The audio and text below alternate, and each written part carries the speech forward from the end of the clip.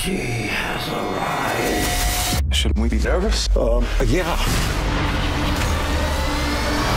Okay, hi Liam, hi Jeff. Hi. Hi. What do you remember about watching the first film growing up? You were about 6 or 7 back then, you know. And now 20 years later, you're in this awesome universe, you know, with aliens and spaceships. Yeah, I remember watching it with my brothers for the first time, and we had it on VHS.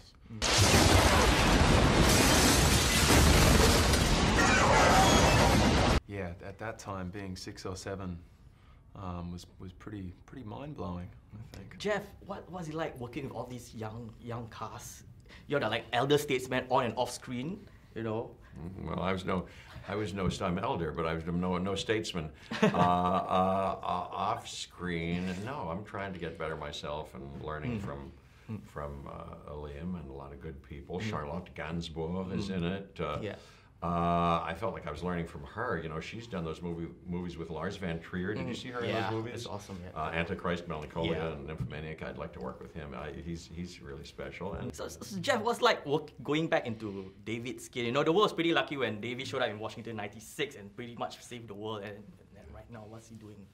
Well, yeah, it was kind of lucky. He was thrust in those extraordinary circumstances, and now, you know, he's in these last 20 years. He was put after the War of '96, as we call it. He was put in charge of as the so-called director of the Earth Space Defense. Oh my God. He's in charge of keeping us safe, and you know, it's been some heck of a job. But Earth has united. There's everybody works together. No, there's no war amongst ourselves anymore, and we've rebuilt all the cities and kind of even tackled climate change and environmental things. And you know, we're trying to anticipate if we can fight again if we need to. And for Liam, you know, can you talk about how the events of the first movie affected your character?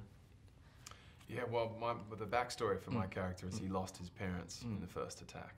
Okay. So he grew up in an orphanage, and when he was old enough, joined the military and became a fighter pilot. Okay. So he's sort of spent a lot of time, you know, thinking about the return of these aliens. So has that built up inside of him. Coming off another badass role in Hunger Games, how do you make this role different? It's a completely different character. Okay. This is someone who sort of makes light of a bad situation and you know, tries to have fun with most things he does. He's a quite outspoken kind of person and a little self-deprecating. He's a bit of a you know, silly idiot at times. In a very good way, because he's a fighter pilot and he's going to save the world. Hold on! When it comes to movies like this, you know, no one does it like Roland. He goes way big, you know, and then some. What was it like working with someone like Roland? Roland's wonderful. Yeah, he's someone who pioneered, I think, this genre of film and does this genre of film very, very well.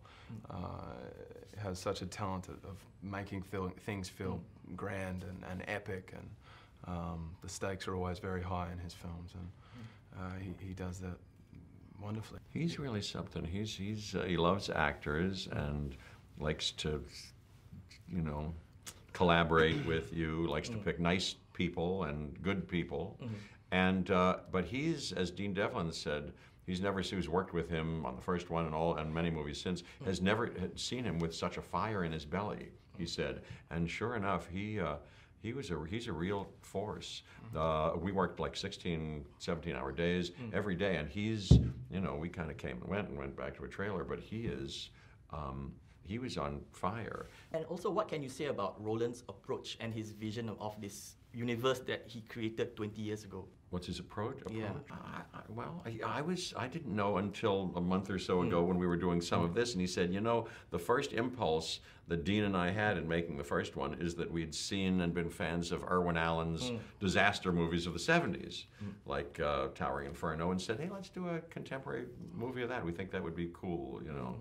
It's that. And then I think he's got a real feeling for Earthlings and our human spirit. You know, the idea of intelligent life beyond our solar system seems more possible with recent discoveries right now. You know, do you think aliens will come and invade us if they found out about Earth? That's a tough one. Hopefully not. Hopefully not, yeah. Hopefully they're really friendly. They just want to hang so out and help us be better people. That'd be nice, wouldn't it? I need all the help I can get. Life is full of surprises. The universe is full of surprises. Who knows? But you know, and I'm no scientist, but I don't think we have to worry about that. Okay. Actually, I don't think we have to worry about aliens coming. We've got other things to worry We've got about. other problems that are, you know, right on our plate now, and we need our unity and collaboration to That's right. try to fix ourselves up and keep going.